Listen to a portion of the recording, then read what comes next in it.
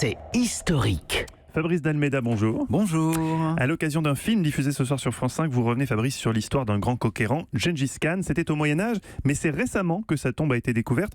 Trouver une tombe, c'est historique. Eh oui, pour le comprendre, je vous emmène effectivement en Mongolie, au Moyen-Âge.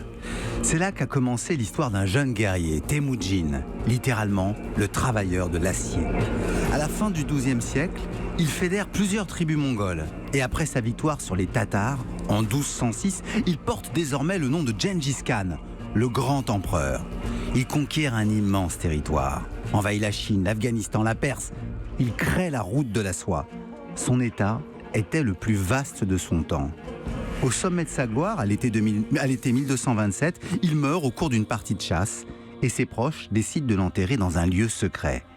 Il voulait être tranquille dans l'éternité et frappe de malédiction quiconque viendrait troubler son sommeil. Et pourtant, un homme l'a retrouvé, cette tombe. Et oui, un Français âgé aujourd'hui de plus de 80 ans qui a retrouvé cette tombe, Pierre-Henri Giscard, qui a été formé par Théodore Monod à l'archéologie dans le Sahara.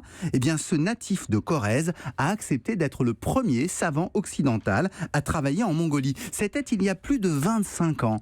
Et il m'a confié ses réticences initiales. Le froid, bien sûr, la langue, mais très vite, l'accueil des Mongols l'a séduit, l'appel de la steppe sans doute aussi, et avec son groupe de recherche francophone, il a finalement résolu l'énigme.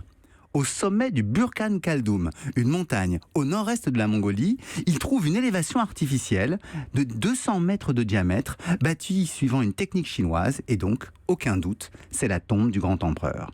Pierre-Henri Giscard, le petit Corrézien, a ainsi rendu à la Mongolie la sépulture de son père fondateur. Il sait ce que cela signifie, lui, qui, petit enfant encore, fouillait la grotte de La Chapelle-aux-Saints, près de son village natal, là où ont été découverts, voici plus d'un siècle, les restes d'un des premiers hommes qui a vécu dans notre pays.